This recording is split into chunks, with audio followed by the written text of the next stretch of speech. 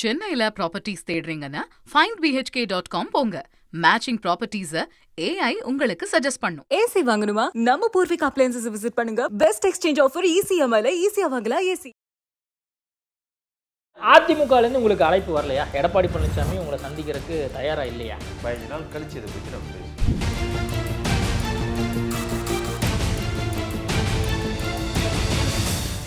IBC Tamil நேயர்களுக்கு வணக்கம். இன்றைய சிறப்பு நேர்காணலில் நம்மோடு இணைந்திருக்கிறார் முன்னாள் நாடாளுமன்ற உறுப்பினர் KC பழனிசாமி அவர்கள். வணக்கம் சார். வணக்கம் சர்மா. தமிழக தேர்தலுக்கு இன்னும் 32 நாட்கள் தான் இருக்குது. அதிமுக கூட்டணியை பொறுத்த வரைக்கும் எடப்பாடி பழனிசாமி டெல்லி போயிட்டு வந்திருக்காரு. இன்றைக்கி நம்ம பேசி கொண்டிருக்கக்கூடிய தருணத்தில் பியூஷ் கோயல் வந்துட்டுருக்காரு அப்படிங்கிற செய்தி இருக்குது. இன்னொரு பக்கம் தமிழக வெற்றி கழகம் அவங்க ஒவ்வொரு நாளும் வந்து வேட்பாளர்கள் தேர்வு குறித்து விஜய் அவர்களே நேரடியாக 1-to-1 வந்து பண்ணிட்டு இருக்காரு. நாம் தமிழர் கட்சி ஏற்கனவே வந்து இங்கே மகாராஷ்டிராலையா சென்னையில் நடந்துட்டு இருக்கு சார், பனையூரில் நடந்துட்டு இருக்கு. விஜய் பாம்பேல இருக்காருன்னு அது ஜஸ்ட் ஒரு நிகழ்ச்சிக்காக போயிட்டு அப்படியே திரும்ப வந்துட்டாப்புல. அது வந்து செய்தி ஊடகங்கள்ல வேற மாதிரி ஒரு செய்தியா, ஒரு நெகட்டிவான ஒரு செய்தியா வந்துச்சு. நெகட்டிவ் யாரு சார்? நாம் தமிழர் கட்சி ஏற்கனவே வேட்பாளர்களை அறிவிச்சு அவங்க நேரடியாக களத்துக்கே போக ஆரம்பிச்சிட்டாங்க.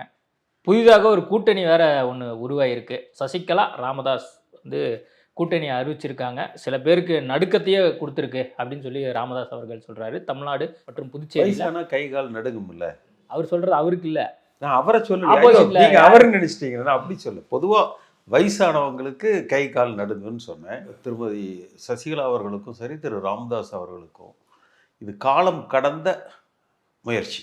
சசிகலா அவர்கள் சென்ற முறை அந்த சிறையிலிருந்து வந்தாங்க இல்லையா, அப்போ அவர்களுக்கு ஒரு தாக்கம் இருந்தது அரசியலில், அந்த மொமெண்டம். இப்போ ரஜினிகாந்த் வந்து 96ல் ஒரு பெரிய தாக்கத்தை ஏற்படுத்தினார். அடுத்த எலெக்ஷனில் அவர் அந்த களத்திலேயே இல்லை. ஸோ அது போலத்தான் திருமதி சசிகலா அவர்களும் திரு ராம்தாஸ் அவர்களும் மிகப்பெரிய அளவில் சமுதாய ரீதியாக மக்களை ஒருங்கிணைக்கிறதுக்கு இந்த ஒரு கூட்டணி கை கொடுக்காதுன்னு நினைக்கிறீங்களா? இல்லை, அவர்கள் முயற்சிக்கலாம்.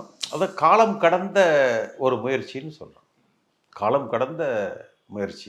வேட்பாளர்கள் ஒவ்வொருத்தரையும் வந்து 2 பேரும் வந்து தேர்வு பண்ணுறதுக்கான பணிகள்லாம் கூட ஈடுபட்டிருந்ததை பார்த்தோம் ஒரு சில நாளுக்கு முன்னாடி. நிறைய பேர் ராமதாஸ் அவருடைய அந்த வீட்டுக்கு தைலபுர தோட்டத்துக்கு போனாங்க. அதே மாதிரி சசிகலா அவங்க தரப்புலையும் வந்து யார் யாரெல்லாம் விருப்பம் வாங்குறாங்களோ அவங்களெலாம் வந்து நேர்காணல் பண்ணதையும் நம்ம பார்த்தோம். நடந்துட்டு தானே இருக்குது, எல்லாமே நடந்துட்டு தான் இருக்குது. சசிகலா தரப்பில் நிறைய பணம் வச்சுருப்பாங்க.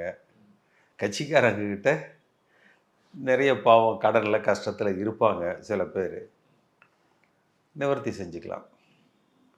பெரிய அளவுக்கு அரசியல் அது தாக்கத்தை கொடுப்பதற்கான வாய்ப்புகள் மிக குறைவு. அதை நான் சொல்கிறேன். அதாவது நான் அவர்களது வல்லமையை நான் குறைச்சி மதிப்பிடலை. காலம் கடந்த முடிவு. எந்த அடிப்படையில் அவங்க கூட்டணி வச்சுருக்காங்க, என்ன மாதிரியான விளைவுகளை ஏற்படுத்த முடியும்னு அவங்க கூட்டணி வச்சிருக்கிறத நீங்கள் அதாவது இந்த முயற்சி என்பது சென்ற தேர்தலில், சட்டமன்ற தேர்தலில் சசிகலா அவர்கள் செய்திருக்க வேண்டும். 32 நாள்ல இந்த கூட்டணி என்ன பண்ண முடியும், எதுக்காக இந்த கூட்டணியை வச்சிருக்காங்க, யாருடைய ஓட்டை பிளக்கிறதுக்காக வச்சிருக்காங்க நீங்க நினைக்கிறீங்க? நீங்க இவ்வளவு தம் கட்டி இது பண்ற அளவுக்கு இதுல சரக்கே இல்லை இந்த விஷயத்துல. ஏன்னா சசிகலா அவர்களை பொறுத்த வரைக்கும் திரு எடப்பாடி பழனிசாமி அவர்களையும் திரு தினகரன் அவர்களையும் பழிவாங்க வேண்டும் என்ற நோக்கத்தில் அவரது கருத்துப்படி இவருக்கு துரோகம் செய்து விட்டார்கள் என்பது. திரு ராம்தாஸ் அவர்களை பொறுத்த வரைக்கும் திரு அன்புமணி அவர்கள் அப்பாவை புறக்கணித்து விட்டார் என்கிற அந்த கோபமும் சேர்ந்து இப்படி ஒரு முடிவுக்கு இவர்களை உருவாக்கி இருக்கிறது. இப்போ சசிகலா அவர்களுக்கு தனிப்பட்ட முறையில் ஒரு வருத்தம் இருக்குது, கோபம் இருக்குது, பழி வாங்க வேண்டும் என்று நினைக்கிறார் என்பதை கருத்தில் கொண்டு தமிழ்நாட்டு மக்கள் வாக்களிப்பாங்களா அப்படின்னு நீங்கள் தான் சொல்லணும். அம்மா அவர்களால் கட்சியை விட்டு நீக்கப்பட்டார்கள். அரசியலில் ஈடுபட மாட்டேன் என்கிற உத்தரவாதத்தோடு மட்டும்தான் மீண்டும் அவர் 2011-12 காலகட்டங்களில் அதிமுகவில் அவர் மட்டும் உறுப்பினராக சேர்க்கப்பட்டார். அப்போ அதனால் இதை தமிழ்நாட்டு மக்கள் புறந்தள்ளி விடுவார்கள். பெரிய அளவுக்கு ஒரு தாக்கம் இருக்காது. ஜெயலலிதா இறக்கும் வரைக்குமே கூட தான் இருந்தாங்க அப்படிங்கறத நீங்க தம் கட்டி இவ்வளவு இழுக்கிற அளவுக்கு இதுல ஒர்த்தே இல்லைங்க சர்மா அப்படின்னு சொல்லி. இல்ல, சமுதாய ரீதியாக ஓட்டு வந்து அவங்களுக்கு ஒரு 10 ஓட்டுனாலும் 10 ஓட்டு விழுக்குதா? சொல்லுங்க, தினகரன் எந்த சமுதாயம்னு? அவரும் முக்குலத்தோரை வந்து வாக்குகளை வந்து வாங்க போறாரு, இவங்களும் வாங்க போறாங்க. அப்படின்னு ஒன்று இருக்கும்போது இவங்க ஓட்டு எதுவுமே வந்து தாக்கத்தை ஏற்படுத்த முடியாது, அதிமுகவுக்கு பலவீனப்படுத்துறதுக்கு இவங்க இந்த கூட்டணி வந்து ஒரு விஷயத்தை ஏற்படுத்தாது அப்படின்னு நீங்க சொல்ல முயற்சி செய்யறாங்க. அப்படித்தான் முயற்சியை பாராட்டலாம்ல. இல்ல, அந்த முயற்சி பலன் கொடுக்காதுன்னு சொல்ல, அந்த முயற்சியை பாராட்டலாம். பொதுநல நோக்கத்தோடு ஒரு முயற்சி எடுக்கிற பொழுது அது பாராட்டத்தகும். சுயநலத்தோடு ஒரு முயற்சி எடுக்கிற பொழுது அதை ஏற்றுக்கொள்ள மாட்டார்கள். இது வந்து முழுக்க முழுக்க சுயநலமான முடிவு. இந்த கூட்டணிங்கிறது யாருக்கு பாதிப்பு ஏற்படுத்தும்னு நினைக்கிறீங்க? திமுக கூட்டணிக்கா அதிமுக கூட்டணிக்கா? சசிகலாவுக்கு பாதிப்பை ஏற்படுத்தும். சில பேருக்கு பொருளாதார பிரச்சனைகளை தீர்த்து வைக்கும். சசிகலா அவர்களுக்கு கொஞ்சம் பண்டில் குறையும், அவ்வளவுதான். அது கட்சிக்குள்ள சார். நான் கேட்கறது கூட்டணியாக மற்ற கட்சிகளுக்கு இது என்ன மாதிரி பாதிப்பு ஏற்படுத்தும்? ஒரு பாதிப்புமே இருக்காதுன்னு சொல்றேன். நான் தான் ஆரம்பத்திலே நான் சொல்லிட்டேன், நீங்க இவ்வளவு தம் கட்டி தூக்கி நிறுத்துற அளவுக்கு இதுல ஒண்ணுமே இல்லை. சசிகலாவா இருக்கட்டும் அல்லது வந்து ராமதாஸா இருக்கட்டும், இவங்க 2 பேர் ஒருவேளை வந்து அதிமுகவுக்கு ஆதரவு அளிச்சிருந்தாங்கன்னா இதனுடைய செல்வாக்கு எந்த அளவுக்கு அதிமுக கூட்டணிக்கு போயிருக்கும் அப்படிங்கிற ஒரு நிலை இருக்குல்ல. இப்போ நீங்க சொன்னது மாதிரி அன்புமணிக்கும் ராமதாஸுக்கும் பிரச்சனை, அதே மாதிரி சசிகலா அவர்களுக்கும் எடப்பாடி அவர்களுக்கும் பிரச்சனை, சசிகலா அவர்களுக்கும் டிடிவி தினகரனுக்கும் பிரச்சனை. அப்படின்னு இருக்கும்போது இவங்க எல்லாருமே ஒரே கூடாரத்தில் வந்திருந்தால் இது அதிமுக கூட்டணிக்கு ஒரு பலம் பொருந்திய ஒரு விஷயமா மாறி இருக்கும்ல. திரு ராமதாஸ் அவர்களை பொறுத்த வரைக்கும் வயதில் முதியவர், பெரிதும் அந்த சமுதாய மக்களால் மதிக்கக்கூடியவர். அந்த வயது முதிர்வின் காரணமாக ஒரு அரசியலில் அவர் ஒரு பெரிய பங்கு ஆற்றக்கூடிய ஒரு நிலை இன்றைக்கு இல்லை என்பது என்னுடைய கருத்து.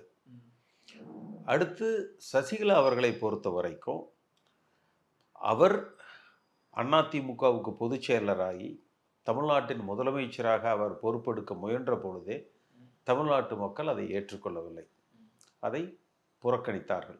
இந்த கடந்த கால இந்த ஒரு 5 ஆண்டு காலங்களில் பார்த்தீங்கன்னா அவர் அரசியலில் ஒரு பெரும் பங்கு ஆற்றலை, ஒதுங்கி இருந்தார், ஒதுக்கப்பட்டு இருந்தார்.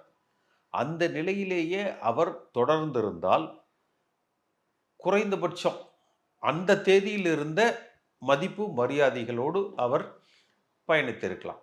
அவரோடு இருக்கிற யாரோ சில சுயநலவாதிகள் அவரை களத்துக்கு கொண்டு வந்திருக்கிறாங்க. அதனால ஒன்றும் தப்பில்லை. கரையான் பிடிச்சி போகிறதுக்கு பதிலாக 4 கட்சிக்காரங்களுக்கு அது பயன்படுத்துறதுன்னா நல்ல விஷயந்தான், நடக்கட்டும். இப்போ இவங்க 2 பேரும் ஒருவேளை தாவேக்காவோட கூட்டணி வச்சா யாருக்கு பாதிப்பு? இதெல்லாம் நடக்கட்டுங்க ஷர்மா. எதுவும் நடக்கும் அரசியல்ல சார். இல்லை அதெல்லாம் ரைட்டு. அத்தைக்கு மீசை முளைக்கிட்டோம். இப்போ அதிமுகவுக்கு இது இவங்க 2 பேரும் சேர்ந்தனால எதுவும் எந்த பாதிப்பையோ எந்த தாக்கத்தையோ ஏற்படுத்த நீங்கள் உங்களுக்கு பிபி வர்ற அளவுக்கு இதை தூக்கி பிடிக்கிற அளவுக்கு இதில் ஒன்றுமே இல்லை. சப்ப மேட்ரு இது. எடப்பாடி பழனிசாமி டெல்லி போயிட்டு வந்திருக்காரு. கிட்டத்தட்ட வந்து 4 நாட்களில் எல்லாருக்கும் பதில் வந்துடும், நீங்கள் கேட்குற கேள்விக்கு எல்லாத்துக்கும் பதில் வந்துடும் சொல்லியிருந்தாரு. இன்னும் 3 நாள் தான் இருக்குது. பியூஷ் கோயல் வரப்போகிறாரு. பாஜகவுக்கு எத்தனை தொகுதி அப்படிங்கிறது குறித்து இன்றைக்கி முடிவாயிரும் அப்படிங்கிற செய்தி இருக்குது. அதுக்கு அடுத்த நாளில் பாமக மற்ற கட்சிகளுக்கெல்லாம் வந்து கூட்டணி முடிவாயிரும் அப்படின்னு வந்து பேசப்பட்டுருக்கு. நீங்கள் இந்த முறை வந்து அதிமுக எத்தனை தொகுதியில் நிற்கும்னு நீங்கள் நினைக்கிறீங்க? சுமார் ஒரு 170 தொகுதிகளுக்கு மேலே போட்டி. இந்த முறை அதிமுக கூட்டணி பலம் ஆயிடுச்சு அப்படின்னு நீங்கள் நினைக்கிறீங்களா? ஒரு சில நாட்களே இருக்கக்கூடிய, அதாவது எண்ணிக்கையில் திமுக கூட்டணியில் நிறைய பேர் இருக்காங்க, நிறைய பேர் இப்போ திமுகவில் போய் சேர்ந்துருக்காங்க, கூட்டணிக்கு நிறைய பேர் வந்திருக்கிறாங்க என்று ஒரு தோற்றம், பர்செப்ஷன் உருவாக்கப்பட்டிருக்கு எப்பொழுதுமே. இப்போ ஒரு உதாரணத்துக்கு எடுத்துப்போம். ஓபிஎஸ் அதிமுகவிலிருந்து அதிமுகவில் ஒரு போட்டியாளராக எடப்பாடி பழனிசாமிக்கு எதிர்ப்பணியாக இருந்து திமுகவில் போய் சேர்ந்தார்.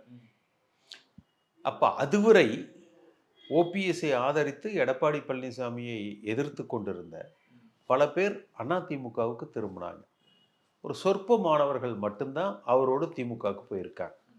அப்போ இதனுடைய பலம் பாருங்கள். ஒரு 5% திமுகவுக்கு போயிருப்பாங்க, 95% அதிமுகவுக்கு வந்திருப்பாங்க.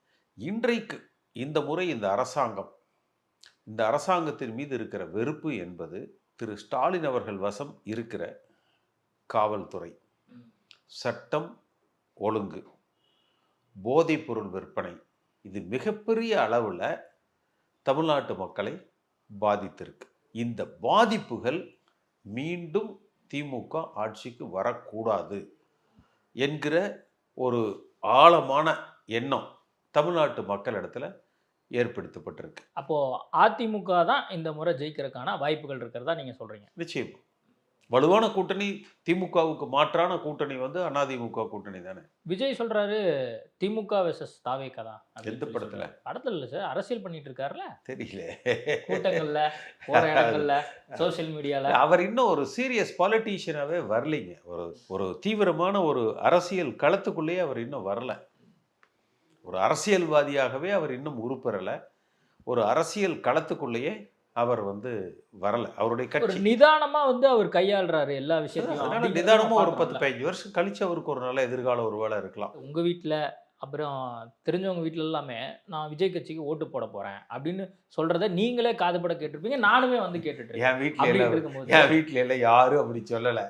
நீங்களா கொளுத்தி போடாதீங்க, யாரும் அப்படி சொல்ல. அதெல்லாம் சார் திமுக குடும்பத்தை சார்ந்தவங்க வீட்லயே வந்து விஜய் கட்சிக்கு ஓட்டு போட போறேன் அப்படின்னு சொல்றத நானே கேட்டிருக்கேன். யாரு இப்படி சொல்றீங்க? இந்த விஜய்க்கு கூடவே இருக்கிற ஒருத்த வந்து சொல்லிட்டு இருந்திருப்போம் உங்கள்கிட்ட பேட்டி கொடுத்துட்டு. அவங்களுக்கு வந்து விஜய் கட்சி எதுன்னு கேளுங்க, தெரியாது. இல்ல விஜயை நீங்க குறைச்சு மதிப்பிடுறீங்களா என்ன?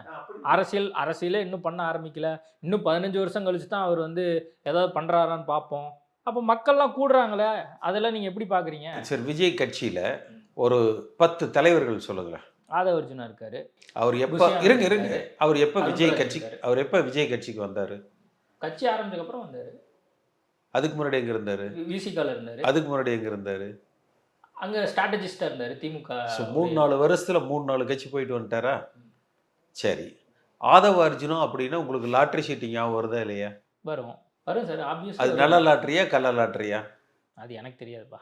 எனக்கு தெரிஞ்ச வரைக்கும் அது கள்ள லாட்ரி. அது அப்போ அது ஒரு பாசிட்டிவ் பிராண்டா நெகட்டிவ் பிராண்டா? இல்ல நம்ம ஒவ்வொருத்தரையும் தனியா டீகோட் பண்ணீங்கன்னா எந்த அரசியல்வாதியுமே நியாயமா இருக்காங்க அப்படின்னு நம்ம சொல்ல முடியும். ரைட், அது திமுக ஆகட்டும், அதிமுக இருக்கட்டும், எல்லாருமே குற்றச்சாட்டு இருக்கு. சரி, நீங்க இப்படி எடுங்க, திமுகவே எடுத்துக்கோங்க. திமுக எடுத்துக்கங்க.